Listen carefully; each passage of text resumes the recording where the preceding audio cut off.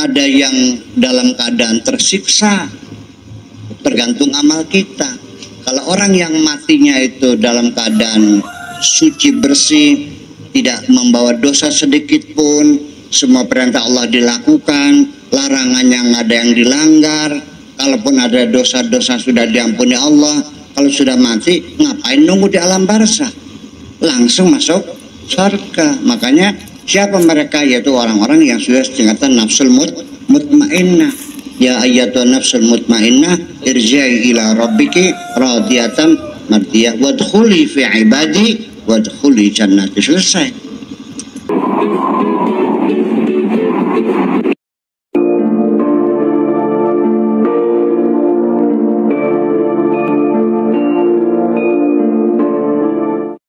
Nah, di dalam alam barzah itu juga tergantung orangnya.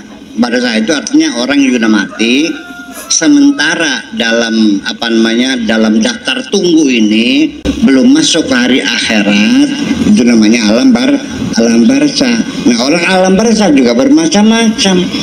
Ada yang statusnya ditidurkan, ada yang statusnya masih hidup, masih bisa menengok anak cucu, ya, masih dapat rezeki. Ada yang dalam keadaan tersiksa, tergantung amal kita.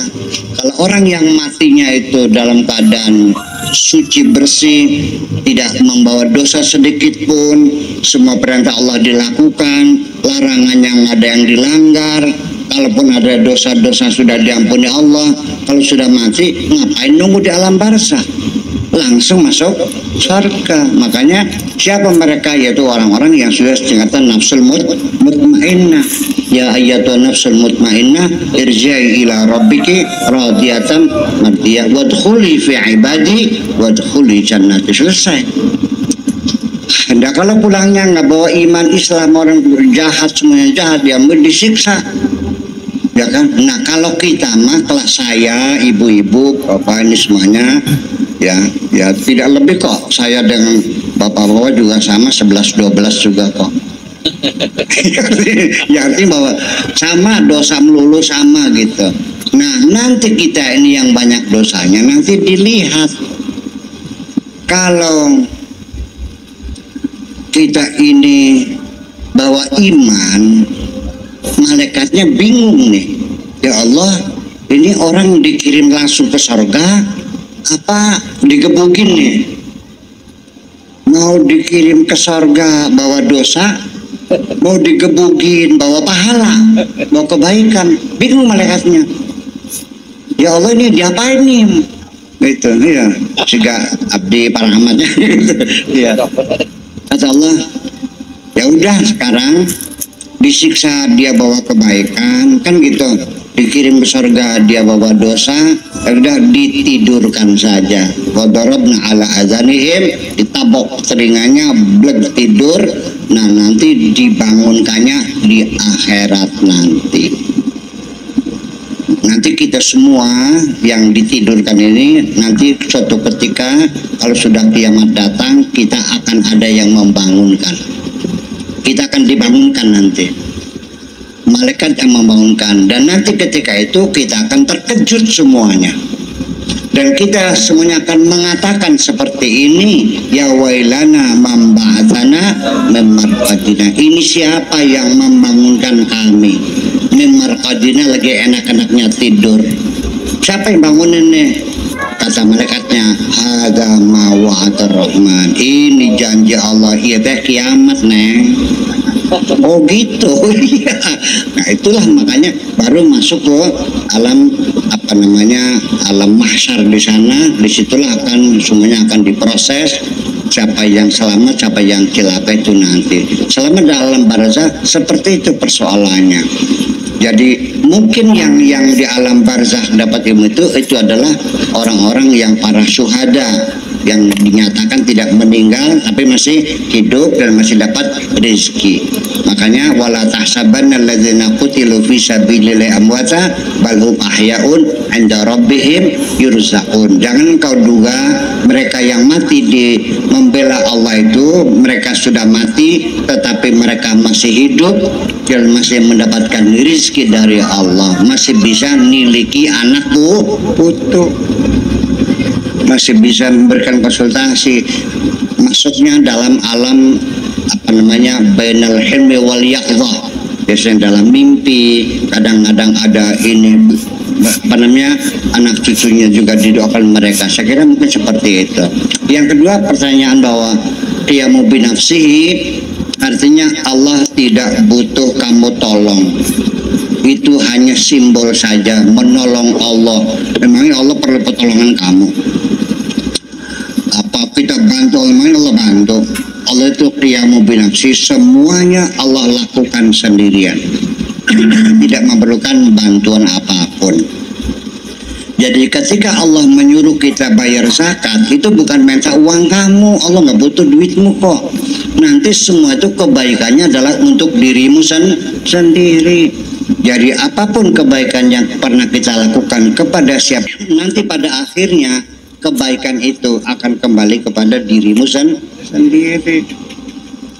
Sekarang begini, orang itu orang kaya, iya, butuh nggak sama sopir? Dia bisa nyopir kok, betul nggak?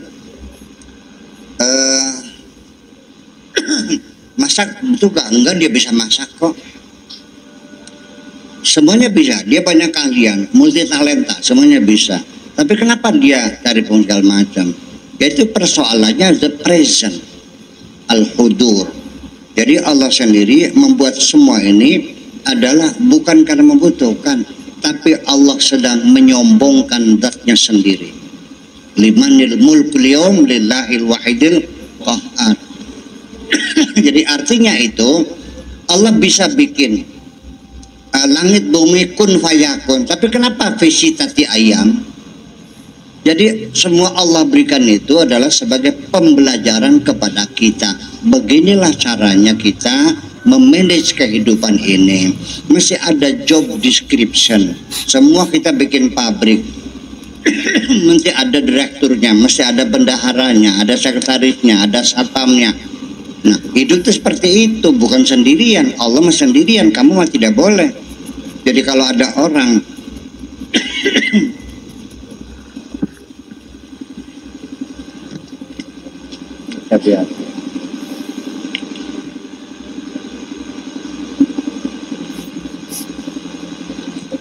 jadi ketika ada orang yang ingin mengerjakan semuanya sendirian, berarti pengen jadi Tuhan. Betul enggak? Kalau orang dalam bekerja tidak boleh ditanya, ya berarti pengen jadi Tuhan juga. Sebab kalau Tuhan tuh la yus'alu amma yaf'alu wa hum yus'alu. Tuhan tidak boleh ditanya. Jadi siapapun pemimpin, presiden, bupati, gubernur, itu harus ditanya, kenapa begini? Dijelaskan, uangnya ada berapa, untuk beli apa, boleh ditanya dong. Kalau ada pemimpin yang tidak boleh ditanya, berarti sudah menganggap dirinya kayak Tuhan juga. Betul enggak? Jadi mana qiyamu binafsi ini artinya bahwa independensi Allah itu sendirian. Tapi kalau kita itu terikat dengan interdependensi, ketergantungan satu dengan yang lain. Begini ibu-ibu sekalian, saya makan nasi sama sate sama apa lagi, kerupuk sama gulai.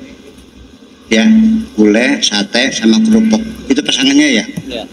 Tahu nggak berapa juta orang yang terlibat membantu saya untuk menghadirkan makanan di sini?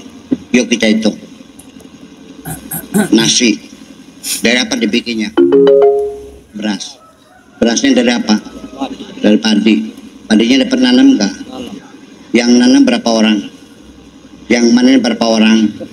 Yang traktor berapa orang? Yang menumbuk berapa orang? jadi nasi yang masaknya sama orang pakai airnya PDA-nya berapa orang, masaknya dari apa? Di periuknya dari apa? Dari logam. Yang mencari logamnya berapa orang? Pabrik yang bikin periuknya berapa orang? Berjuta-juta, nggak bisa habis nih, sampai pagi ngomongnya. Betul nggak? Itu kita bisa, karena ada satu kebersamaan, ketergantungan satu dengan yang lain. Kalau kita sendirian, bisa nggak makan gulai, sate, kerupuk, nasi? Bisa sendirian di hutan? Nggak bisa. Paling makan daging mentah. Betul nggak?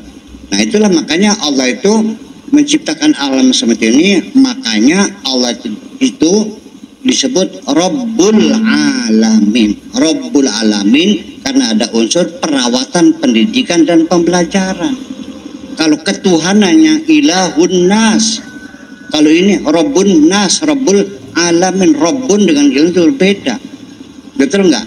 Makanya uluhiyah dan rububiyah, ketika kita melihat yang binafsihi, kita harus melihatnya sebagai sebagai uluhiyah. Tetapi dalam prakteknya kita lihat sebagai rububiyah, begitu. Sudah paham kira-kira begitu?